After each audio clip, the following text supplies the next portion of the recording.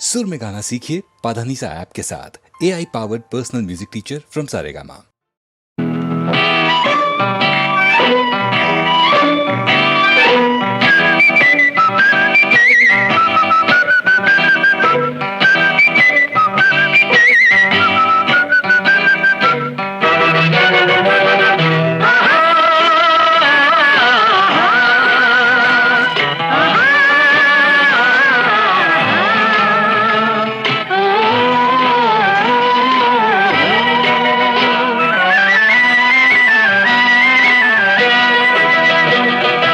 ஒன்று எங்கள் ஜாதியே, ஒன்று எங்கள் நீதியே, ஒன்று எங்கள் ஜாதியே, ஒன்று எங்கள் நீதியே. உழைக்கும் மக்கள் யாவரும் ஒருவர் பெற்ற மக்களே, உழைக்கும் மக்கள் யாவரும் ஒருவர் பெற்ற மக்களே.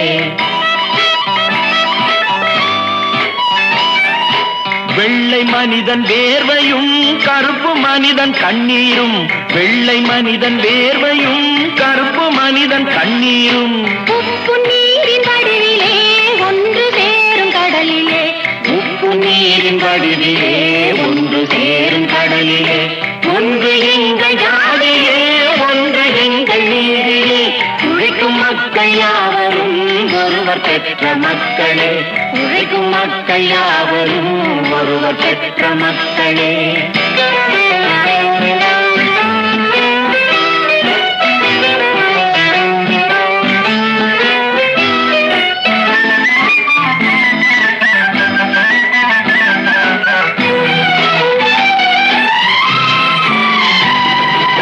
ஆதி மனிதன் கல்லை எடுத்து வேட்டையாடினான், அடுத்த மனிதன் காட்டை அழித்து நாட்டை காட்டினான்.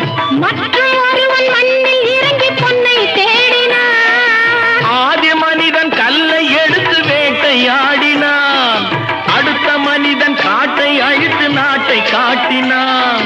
மற்றும் ஒருவன் மண்ணில் இறங்கி பொன்னை தேடினான்.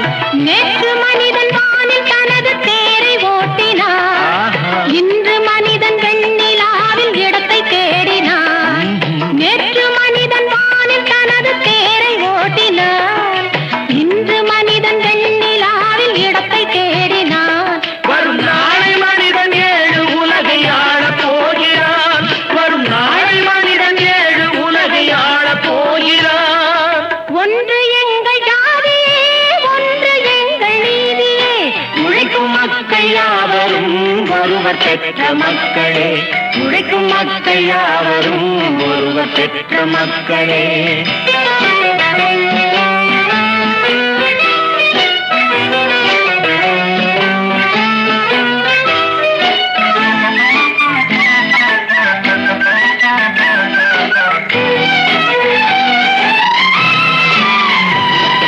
மன்னராட்சி காத்து நின்றதெங்கள் கைகளே, மக்களாட்சி காண செய்ததெங்கள் நெஞ்சமே.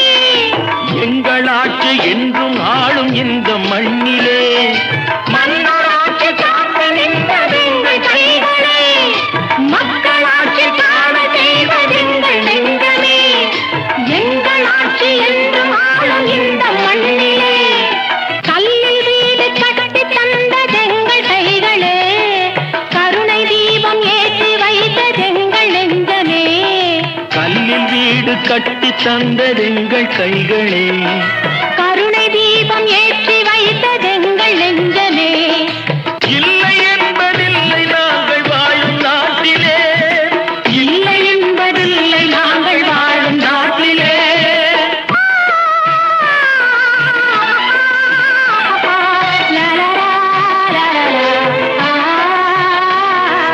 ஒன்று எங்கள் ஜாதியே, ஒன்று எங்கள் நீதியே. உழைக்கும் மக்கள் யாவரும் ஒருவர் பெற்ற மக்களே, உழைக்கும் மக்கள் யாவரும் ஒருவர் பெற்ற மக்களே.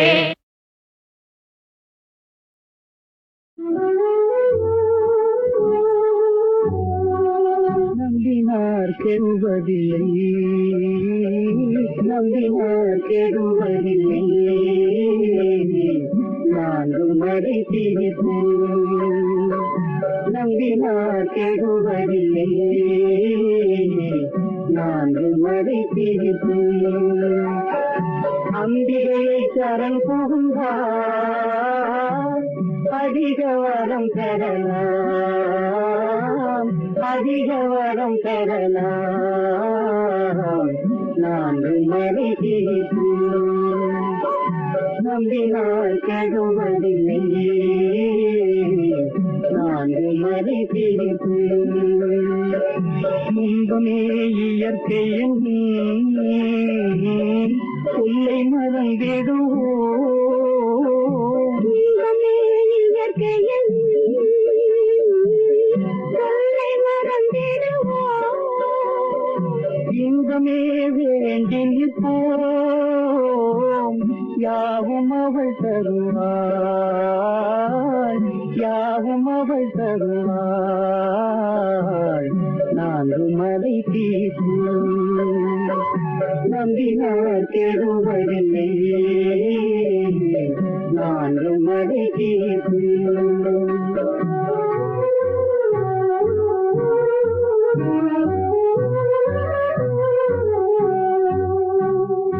ஆறாரும் சக்தியின்றே அருமறைகள் கூறும் ஆறாரும் சக்தியின்றே அருமறைகள் கூறும் யாதானும் தொழில் புரிவோம் யாதும் அவள் தொழிலாம் யாதும் அவள் தொழிலாம்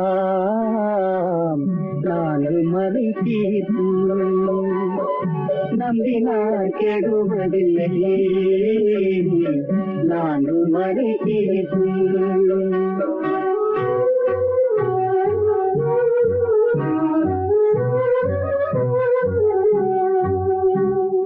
பாடியுள் சரணடைந்தேன் பாசம் எல்லாம் களைவாய் பாடியுள் சரணடைந்தேன் பாசம் எல்லாம் களைவாய் கோடி நலம் செய்திடுவாய் குறைகள் எல்லாம் தீர்ப்பாய் குறைகள் எல்லாம் தீர்ப்பாய் நான்கு மறை தீர்ப்பு நம்பினார் கெடுவதில்லை நான்கு மறை தீர்ப்பு அம்பிகையை கரம் புகுந்தார் அதிக வரம் பெறலாம் அதிக வரம் பெறலாம் நான்கு மறை தீர்ப்பு நம்பினார் கெடுவதில்லை நம்பினார் கெடுவதில்லை நம்பினார் கெடுவதில்லை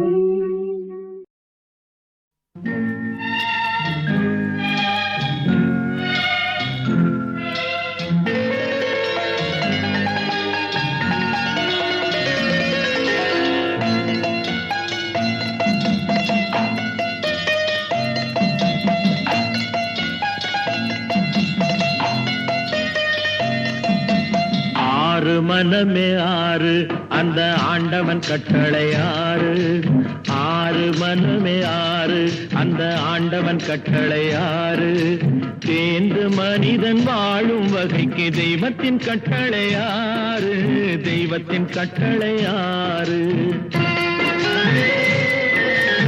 ஆறு மனமே ஆறு அந்த ஆண்டவன் கட்டளை ஆறு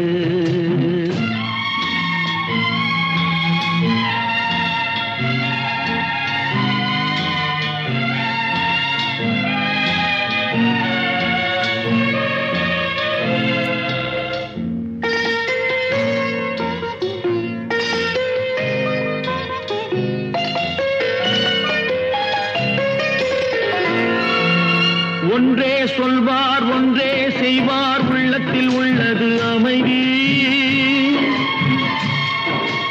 இன்பத்தில் துன்பம் துன்பத்தில் இன்பம் இறைவன் வகுத்த நியதி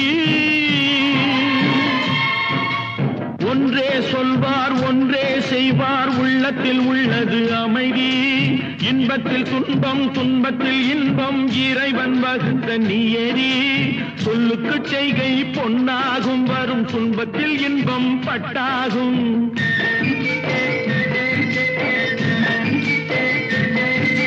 சொல்லுக்கு செய்கை பொன்னாகும் வரும் துன்பத்தில் இன்பம் பட்டாகும் இந்த இரண்டு கட்டளை அறிந்த மனதில் எல்லா நன்மையும் உண்டாகும் எல்லா நன்மையும் உண்டாகும் ஆறு மனமே ஆறு அந்த ஆண்டவன் கட்டளை ஆறு ஆறு மனமே ஆறு அந்த ஆண்டவன் கட்டளை ஆறு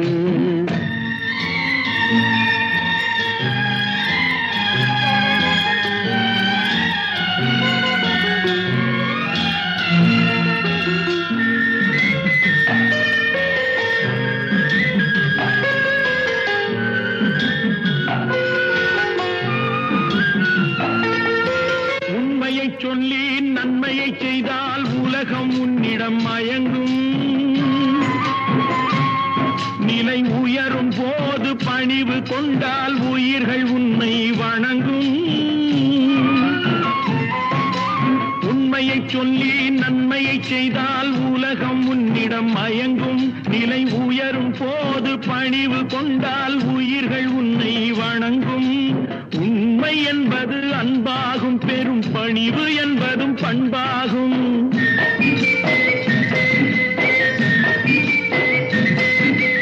உண்மை என்பது அன்பாகும் பெரும் பணிவு என்பது பண்பாகும் இந்த நான்கு கட்டளை அறிந்த மனதில் எல்லா நன்மையும் உண்டாகும் எல்லா நன்மையும் உண்டாகும் ஆறு மனமே ஆறு அந்த ஆண்டவன் கட்டளை ஆறு ஆறு மனமே ஆறு அந்த ஆண்டவன் கட்டளை ஆறு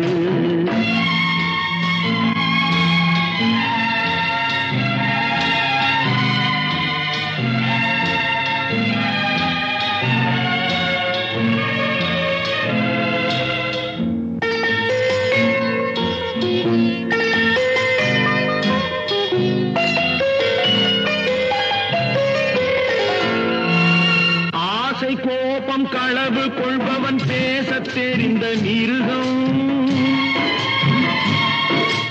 அன்பு நன்றி கருணை கொண்டவன் மனித வடிவில் தெய்வம் இதில் மிருகம் என்பது கள்ள மனம் உயர் தெய்வம் என்பது பிள்ளை மனம்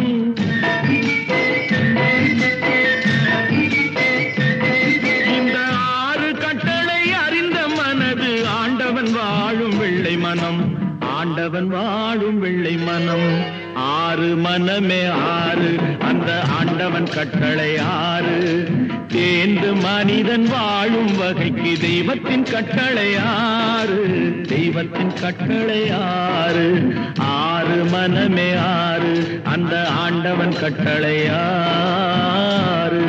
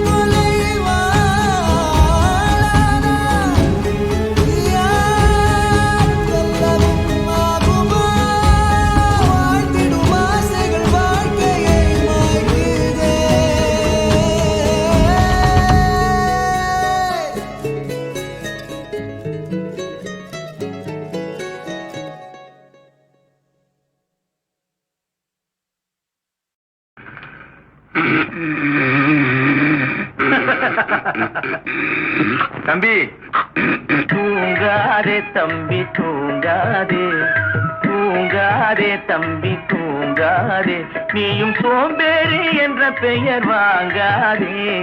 தூங்காதே தம்பி தூங்காதே, சோம்பேறி என்ற பெயர் வாங்காதே. தூங்காதே தம்பி தூங்காதே.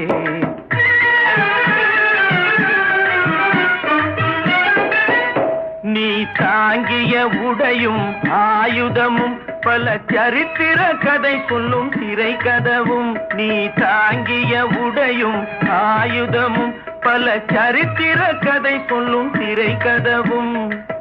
சக்தி இருந்தால் உன்னை கண்டு சிரிக்கும், சக்தி இருந்தால் உன்னை கண்டு சிரிக்கும், சத்திரந்தான் உனக்கு இடம் கொடுக்கும். தூங்காதே தம்பி தூங்காதே, சோம்பேறி என்ற பெயர் வாங்காதே. தூங்காதே தம்பி தூங்காதே.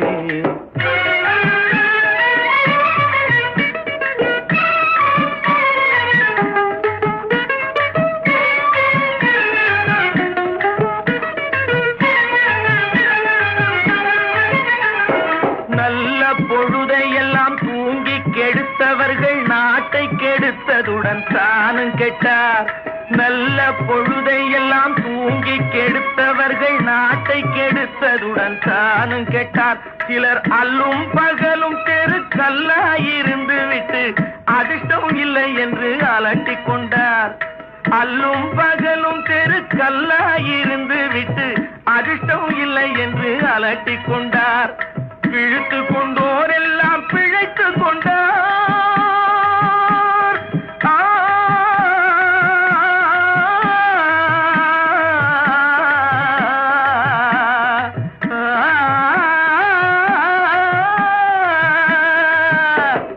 பிழைத்து கொண்டோர் எல்லாம் பிழைத்து கொண்டார். முன்போர் குரட்டை விட்டோர் எல்லாம் கோட்டை விட்டார். தூங்காதே தம்பி தூங்காதே, சோம்பேறி என்ற பெயர் வாங்காதே.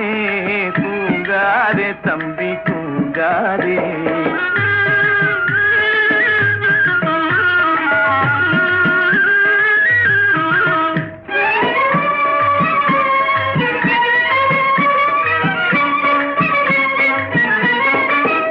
போர் படைதனில் தூங்கியவன் வெற்றி இழந்தான். போர் படைதனில் தூங்கியவன் வெற்றி இழந்தான். உயர் பள்ளியில் தூங்கியவன் கல்வி இழந்தான். கடைதனில் தூங்கியவன் முதல் இழந்தான். கொண்ட கடமையில் தூங்கியவன் புகை இழந்தான்.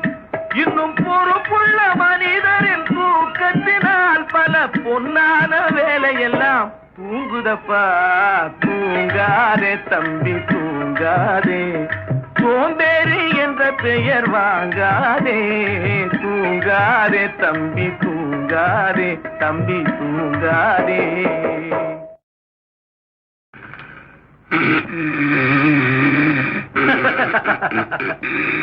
தம்பி தூங்காதே தம்பி தூங்காதே, தூங்காதே தம்பி தூங்காதே, நீயும் சோம்பேறி என்ற பெயர் வாங்காதே. தூங்காதே தம்பி தூங்காதே, சோம்பேறி என்ற பெயர் வாங்காதே. தூங்காதே தம்பி தூங்காதே.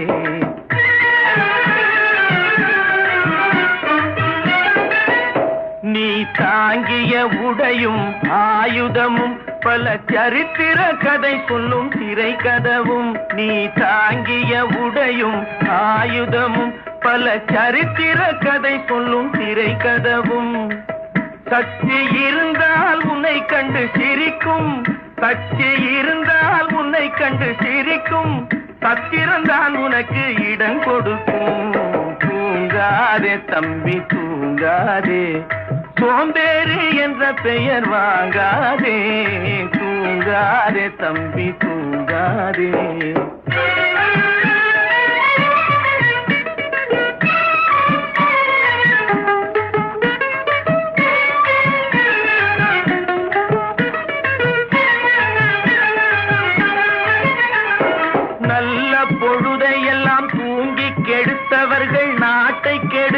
கெடுத்ததுடன் தானும் கெட்டார்.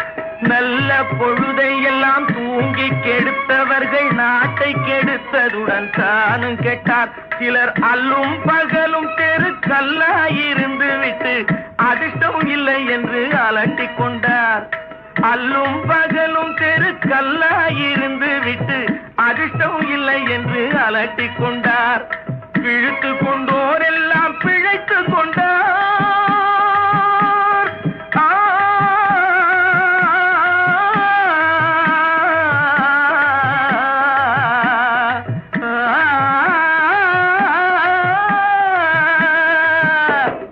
விழித்து கொண்டோர் எல்லாம் பிழைத்து கொண்டார். முன்போர் குரட்டை விட்டோர் எல்லாம் கோட்டை விட்டார். தூங்காதே தம்பி தூங்காதே, சோம்பேறி என்ற பெயர் வாங்காதே. தூங்காதே தம்பி தூங்காதே.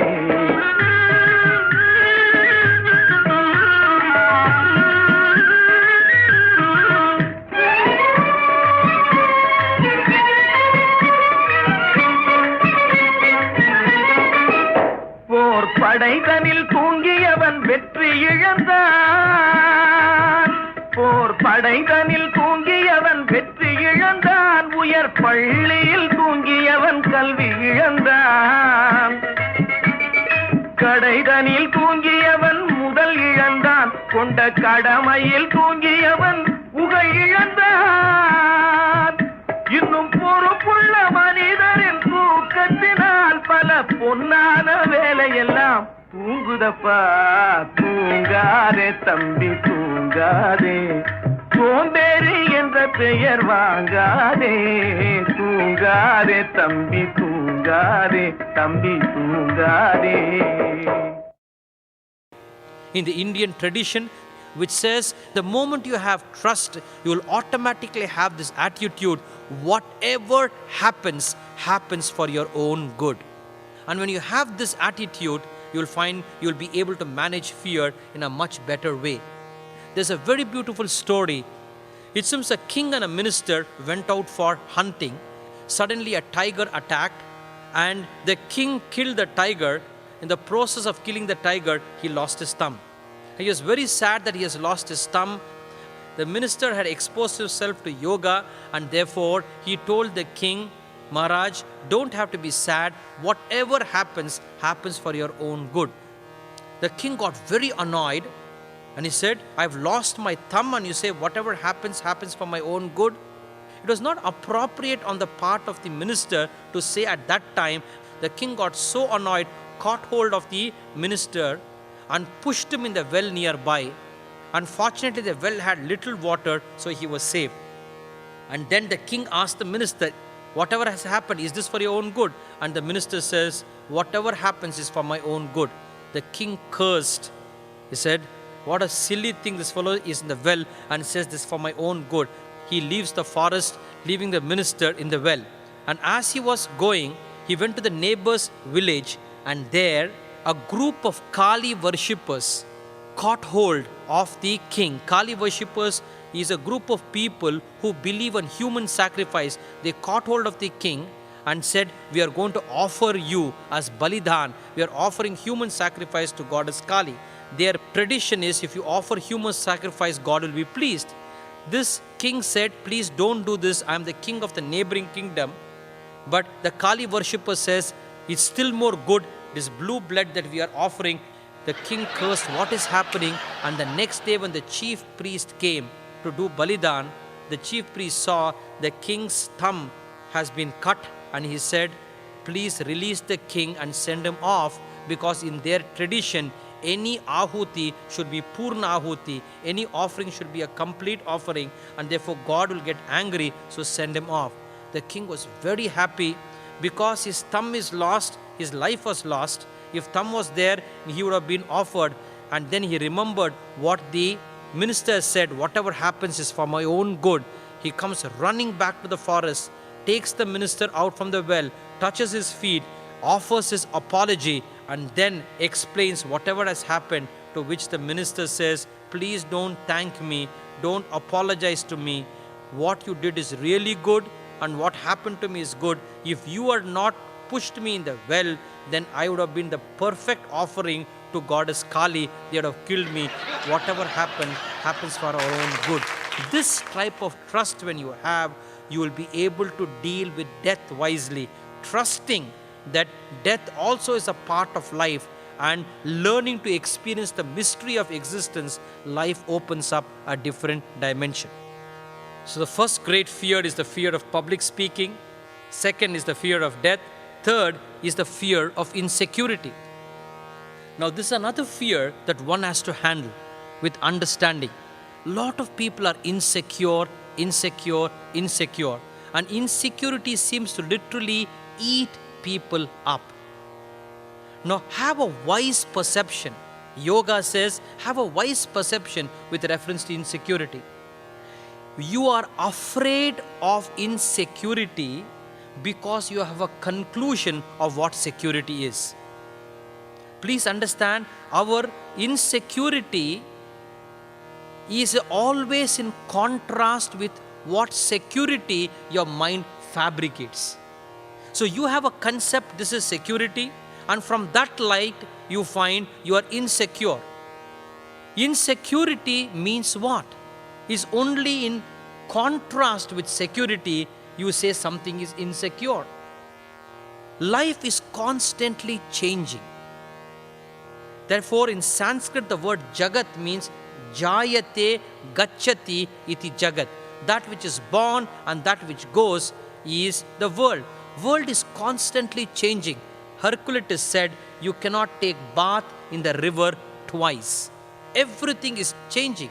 Change is so beautiful, but you are afraid of change because you have a concept of something which is changeless.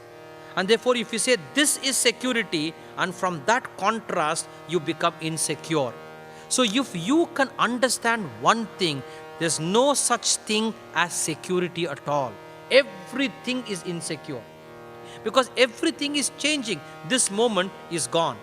When the moment it is gone forever. Everything is changing. So what is secure? This body is not secure. Your money is not secure. Nothing is secure. Since everything is changing, you have to learn to love change. God in His infinite kindness is giving us an opportunity to love what is. If you bring the energy of love, you can handle fear much better. If you can do what you love is beautiful. Always you cannot do what you love. Then you have to learn to love what you do. Do what you love and learn to love what you do is a great skill that you have to learn in the course of your living. So there is change. Learn to love change. And how to love change? There is no how to love change. It is an understanding that there is nothing called security. Everything is insecure. And you are afraid of insecurity because you have a concept called security. If you can renounce that and start learning to love what is with the understanding past is history, future is mystery, the present is a gift, and therefore in English it is called the present. The present is a present. Each moment is a present. And each moment if you can learn to use it, then you find life becomes beautiful. Drop your concept of security. Learn to love change. And I'm not trying to say you should not work for your financial security. But whatever you are working, please understand that everything in this existence is perishable. And the beauty of existence is it is perishable. Something perishes, something is born. Learn to use whatever life gives you.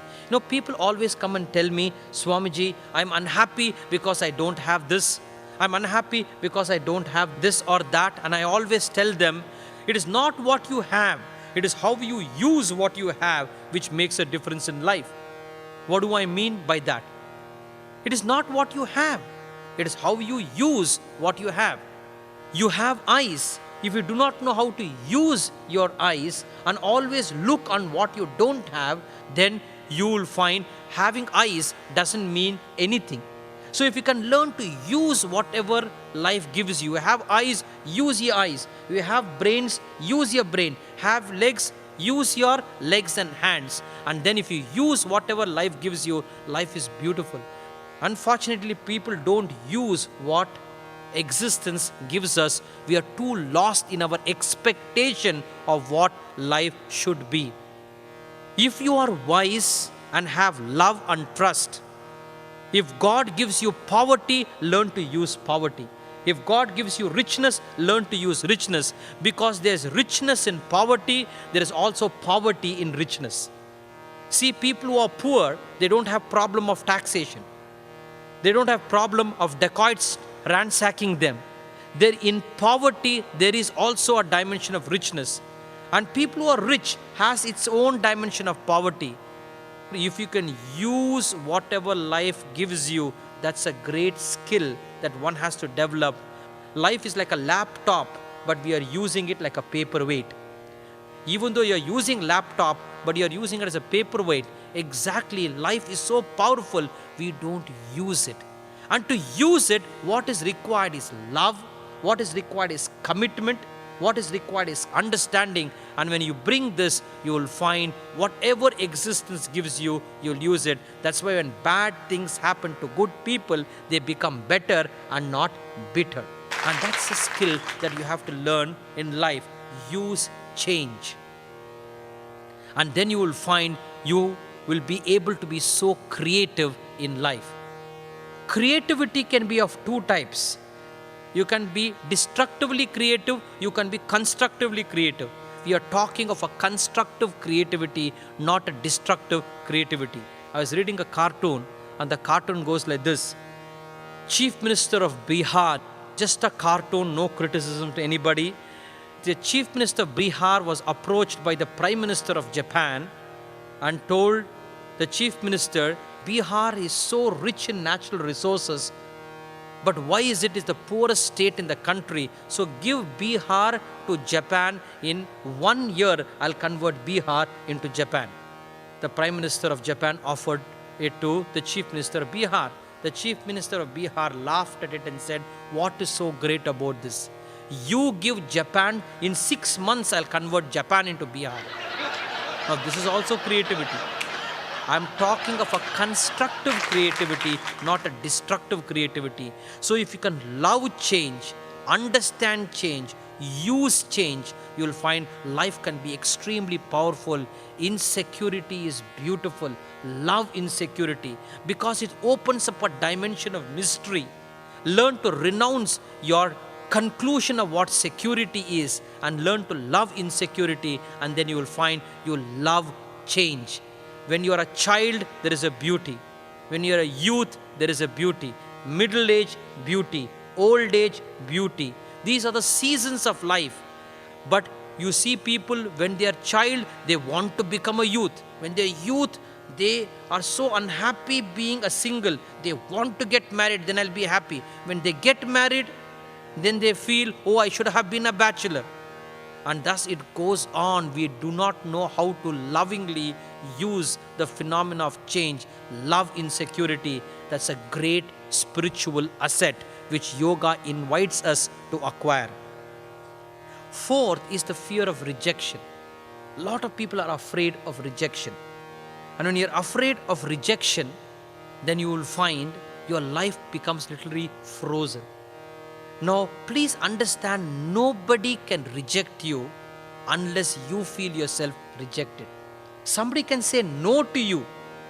No doesn't mean to say rejection. Nobody can hurt you unless you give permission for yourself to be hurt. Mahatma Gandhi said very beautifully, nobody can take away your self-respect unless you give it away. I say, nobody can reject you unless you feel rejected. Somebody says no to you in a relationship, it only means somebody is saying no to you. But if you feel rejected, deep within, it is your interpretation that you feel rejected, you feel rejected. One person told me, Swamiji, you tell me to be happy. It is impossible for me to be happy. I asked him why. He said, I loved a woman, I got married, and after 3 years, she says bye-bye to me and gets married to somebody else. From that time, now I've been in drinks, I have been in drugs, because the pain of she rejecting me after 3 years, of marriage and 2-3 years of a relationship before marriage, it is so painful. Unless you go through this, you will not experience this. Now I told him, please look into it little more deeply. In the same workshop, another person got up and said, the happiest incident in my life is when my wife rejected me. He says 5 years of relationship we had, and when she rejected me after 5 years, and that's the time I really learned, he said, how I took my wife for granted. I took her for granted, and since I took her for granted, it is only that divorce which made me realize never take the relationship for granted. And then when he re-looked, he said those 5 years have been such a beautiful experience in life, such a phenomenal experience in life, and I invalidated it by taking it for granted. And therefore, when I start taking for granted, my life has become a sickness. When I realized this, I became healthy. Never take life for granted. For Rabindranath Tagore, a simple dewdrop on a lotus leaf, poetry comes out. For a gross person, if he sees a Niagara Falls, dysentery comes out of him. The world is the same. It is how sensitive that you are towards the world. And it is this sensitivity that you have to bring. Early morning, sunrise. A poet writes a poem. But a gross person, when he looks at the sunrise, he feels the sunrise is disturbing his sleep. Friends, to be very sensitive is a beautiful phenomena. And therefore, nobody can reject you unless you feel rejected. Here is a person, wife has rejected him. Her rejection has made him realize that I took her for granted. I should not take a person for granted. And it was a great learning experience. And he is grateful that he has learned a lesson. As Mahatma Gandhi beautifully said, nobody can take away your self-respect unless you give it away. I say nobody can reject you unless you feel inwardly rejected. Rejection which leads to dejection is more your self-talk. Somebody says no is just a fact. Fact is not painful. What is painful is your interpretation to the fact. Wife has left you is a fact. Look very deeply. It's so difficult for people to see this. Wife has left you is a fact. What is more crippling is your interpretation of the fact. She left me, therefore I am not a worthy person. She is a cheat, blah, blah, blah. All this goes more than the fact. It is your interpretation of the fact which is painful. This interpretation you can interpret as pain, you can interpret as power. And therefore, yoga says, learn to be very careful how you interpret facts. And if you can interpret facts wisely, you will grow. When bad things happen to good people, they become better and not bitter. I invite you to look at rejection in a different angle. Somebody rejects you, treat it differently. Like in the field of marketing, it is said, when a customer says no to you, it is the starting point of selling. There's another famous jargon in marketing. When a customer says no to you, he only means he does not know enough of the product. Now, this is a very proactive way. Here a customer saying no. But this man, the seller, feels when a customer says no, it is only means he does not know enough of the product, and therefore he represents the product differently. And therefore in marketing it is said, a good person in selling can sell a comb to a bald person. Fact is not painful so often. It is your interpretation of the fact. Many of our pain comes from interpretation. Interpretation comes from your self-talk. And therefore your self-talk is a movement of thought. Ultimately, fear is a movement of thought. Just imagine there is no thought, there is no fear. In deep sleep, there is no fear. The tiger can be next to you, but there is no fear.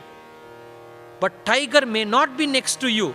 And if you have a thought of a tiger, then you will be scared. And therefore some people look at a post and see it as a ghost. They look at a rope and see it as a snake. Fear is a movement of thought. And if you can see fear is a movement of thought, And if you can see you are not the thought, you are the space in which thought comes and goes. And if you can always see yourself beyond thought, then you will find that you will not be a victim of thought, for you are only a space which is beyond thought itself. Therefore, fear is a movement of thought. People always tell me, Swamiji, is beautiful, but when somebody likes you and you like them and somebody rejects you, it's still painful. It still hurts. Hurt or upset, whether justified or not justified, it is self-damaging. You have to understand that.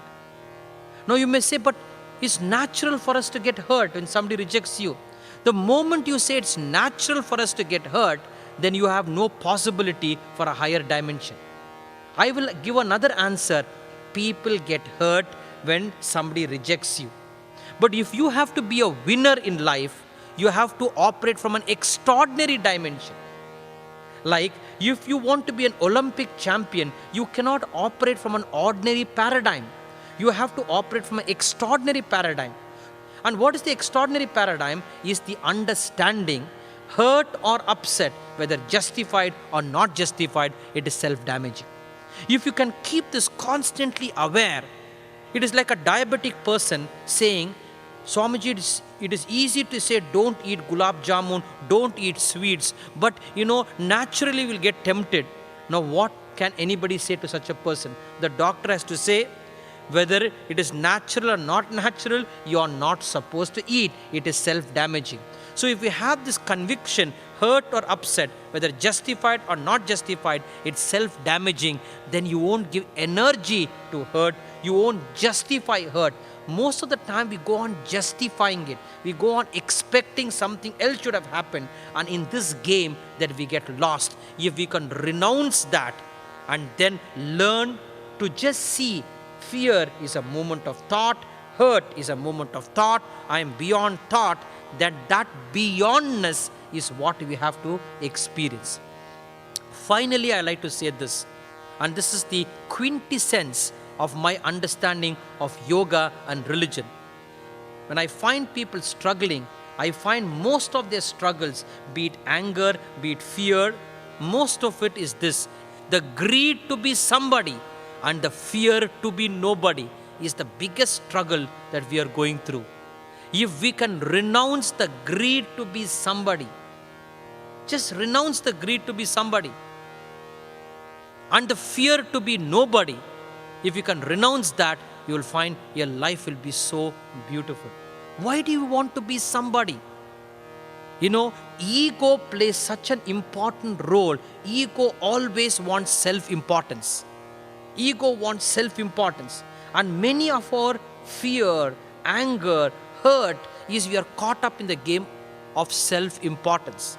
A lady came to me some time back and said, Swamiji, my husband is so insensitive that he is not even seeing I'm putting such foreign cosmetics on my face, and he is not sensitive to see this, and that hurts me very much, Swamiji. I told her, please look, you are caught up in the game of self-importance. The earth, it is said, is like a small piece of dust in this cosmos, because there are so many suns, so many galaxies. So earth is a small piece of dust. In that dust, I told her, where is India? Another small piece, small dot. I asked her, where is Chennai? Again a further dot. I want you to go through this as I'm saying. Then in Chennai, I asked her, where is Egmore? Further small. And in Egmore, where is the hotel in which I'm taking this workshop? Still further. In that, there are 200 people. Where are you? Can you just imagine the size? The earth itself is a small dust.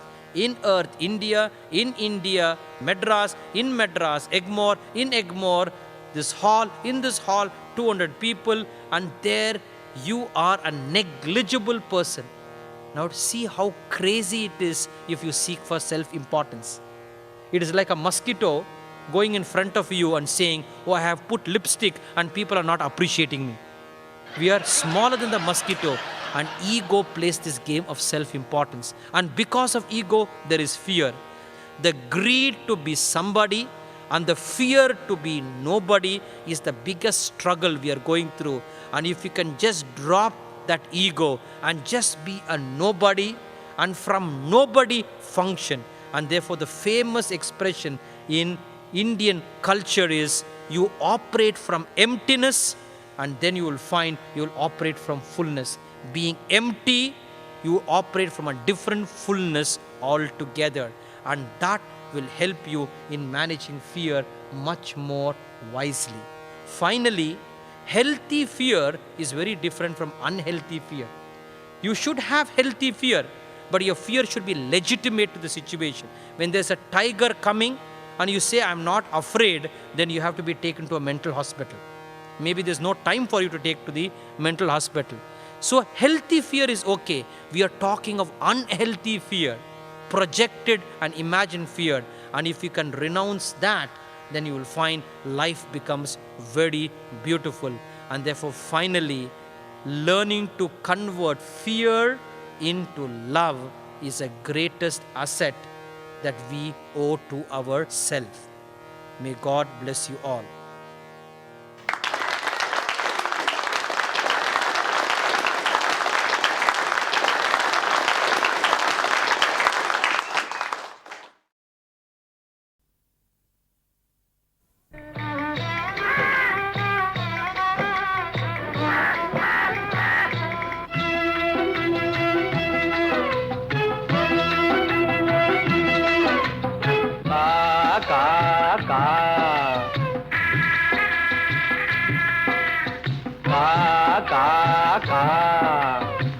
ஆகாரம் உண்ண எல்லோரும் ஒன்றாக அன்போடு ஓடிவாங்க.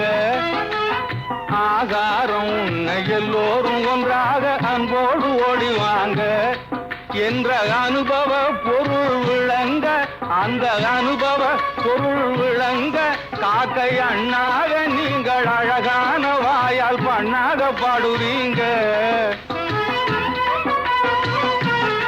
காக்கை அண்ணாக நீங்கள் அழகான வாயால் பண்ணாக பாடுறீங்க. காக்காகன ஒன்னாக கூடுறீங்க. வாங்க கா கா கா.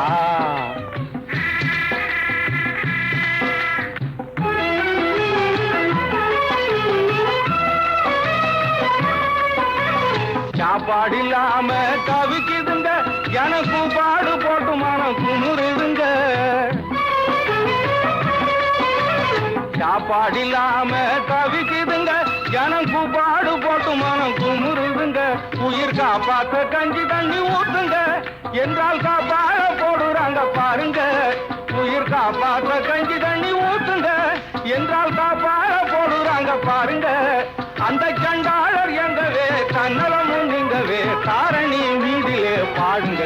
ராகம் கா கா கா.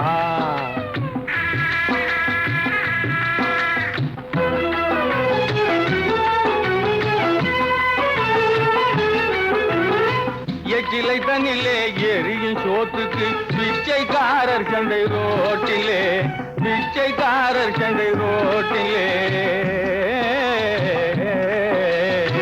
எச்சிலை தண்ணிலே எரியும் சோத்துக்கு பிச்சைக்காரர் சண்டை ரோட்டிலே. இழைத்தவன் வலுத்தவன் இனச்சண்டை பணச்சண்டை, இழைத்தவன் வலுத்தவன் இனச்சண்டை பணச்சண்டை. எத்தனையோ இந்த நாட்டிலே, எத்தனையோ இந்த நாட்டிலே. பட்டி ஜாதி நீங்க எந்த பகுத்தறி வாழற பார்க்காதீங்க. பட்டி ஜாதி நீங்க எந்த பகுத்தறி வாழற பார்க்காதீங்க. பச்சமாயிருங்க, பகிர்ந்து வாழுங்க, பழக்கத்தை மாத்தாதீங்க. எங்க பாடுங்க கா கா கா.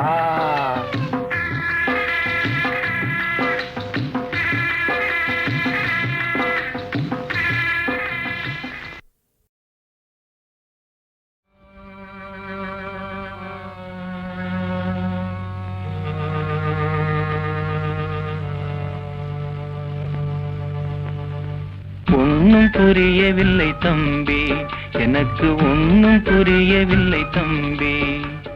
கண்ணு ரெண்டும் சுத்துது காதை அடைக்குது, கண்ணு ரெண்டும் சுத்துது காதை அடைக்குது, கஞ்சி கஞ்சி என்று வயிறு கெஞ்சி கெஞ்சி கேட்குது. ஒன்னும் புரியவில்லை தம்பி, எனக்கு ஒன்னும் புரியவில்லை தம்பி.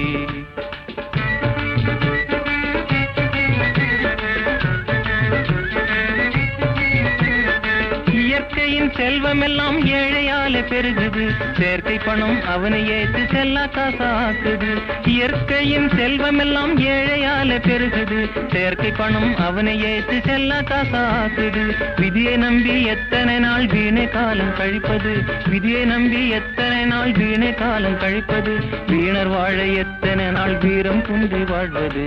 ஒன்னும் புரியவில்லை தம்பி, எனக்கு ஒன்னும் புரியவில்லை தம்பி.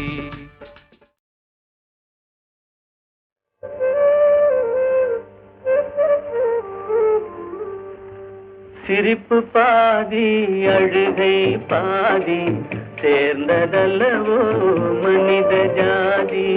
சிரிப்பு பாதி அழுகை பாதி சேர்ந்ததல்லவோ மனித ஜாதி. நெருப்பு பாதி நீரும் பாதி நிறைந்ததல்லவோ உலக நீதி. நெருப்பு பாதி நீரும் பாதி நிறைந்ததல்லவோ உலக நீதி. சிரிப்பு பாதி அழுகை பாதி சேர்ந்ததல்லவோ மனித ஜாதி.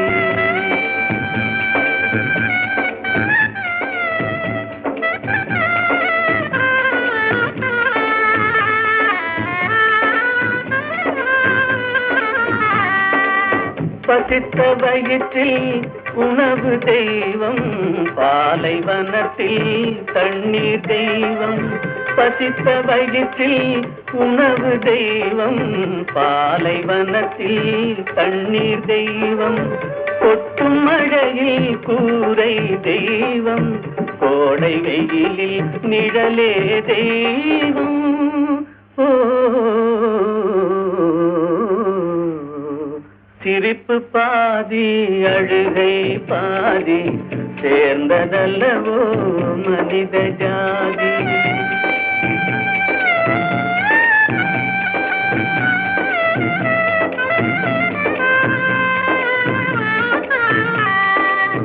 உடைத்த கல்லில் ஒன்று தெய்வம், ஒன்று கோவில், ஒன்று வாசல். உடைத்த கல்லில் ஒன்று தெய்வம், ஒன்று கோவில், ஒன்று வாசல். இறைவன் படைப்பில் எல்லாம் ஒன்றே, இடத்தை பொறுத்தே எதுவும் மாறும். ஓ சிரிப்பு பாதி அழுகை பாதி சேர்ந்ததல்லவோ மனித ஜாதி. நெருப்பு பாதி நீரும் பாதி நிறைந்ததல்லவோ உலக நீதி. சிரிப்பு பாதி அழுகை பாதி சேர்ந்ததல்லவோ மனித ஜாதி.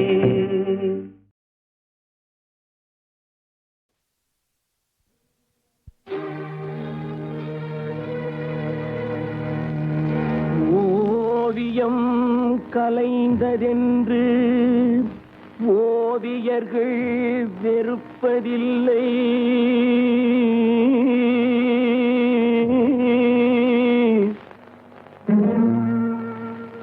உருக்குலைந்த கோட்டையினை சரித்திரம் மறப்பதில்லை.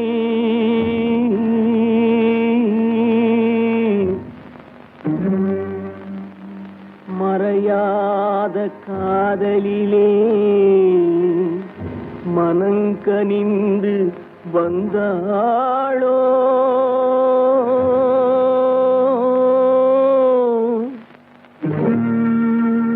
மறந்துவிட நினைப்பாளோ, மறுபடியும் வருவாளோ.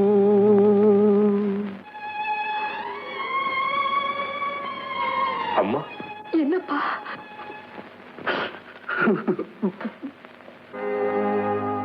கா காலம் பல கடந்து அன்னை முகம் கண்டேனே.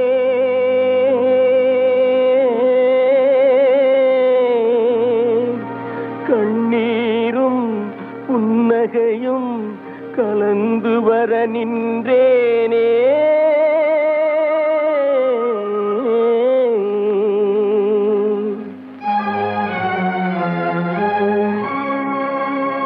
ஒன்றுபட வழியிலேயே உண்மைக்கு மொழியிலேயே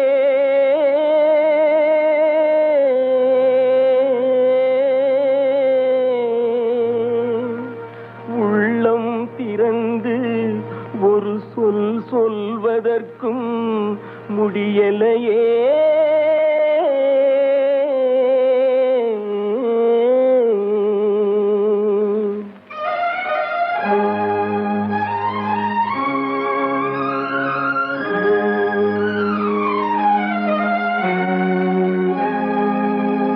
சிலர் சிரிப்பார் சிலர் அழுவார், நான் சிரித்துக் கொண்டே அழுகின்றேன். சிலர் சிரிப்பார் சிலர் அழுவார், நான் சிரித்துக் கொண்டே அழுகின்றேன். சிலர் அழுவார் சிலர் சிரிப்பார், நான் அழுது கொண்டே சிரிக்கின்றேன். சிலர் சிரிப்பார் சிலர் அழுவார், நான் சிரித்துக் கொண்டே அழுகின்றேன்.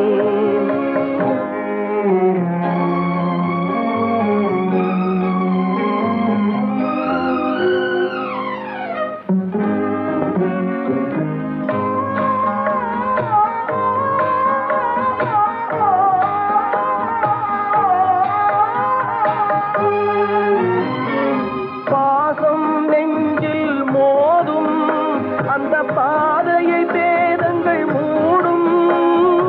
பாசம் நெஞ்சில் மோதும் அந்த பாதையை பேதங்கள் மூடும். உறவை எண்ணி சிரிக்கின்றேன், உரிமை இல்லாமல் அழுகின்றேன். சிலர் அழுவார் சிலர் சிரிப்பார், நான் அழுது கொண்டே சிரிக்கின்றேன். சிலர் சிரிப்பார் சிலர் அழுவார், நான் சிரித்துக் கொண்டே அழுகின்றேன்.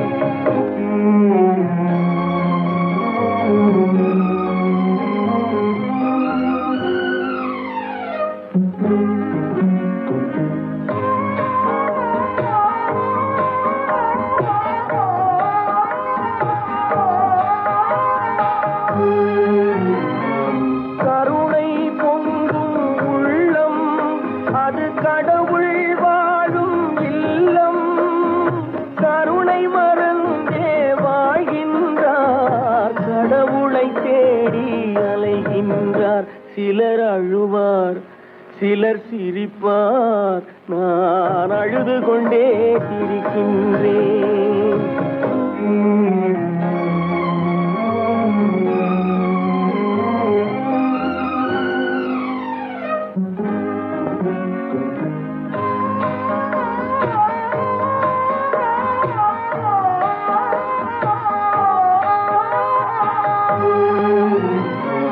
காலம் ஒரு நாள் மாறும், நம் கவலைகள் யாவும் தீரும்.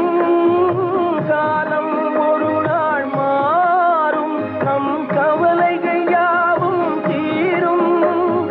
வருவதை எண்ணி சிரிக்கின்றேன், வந்ததை எண்ணி அழுகின்றேன். சிலர் அழுவார் சிலர் சிரிப்பார், நான் அழுது கொண்டே சிரிக்கின்றேன்.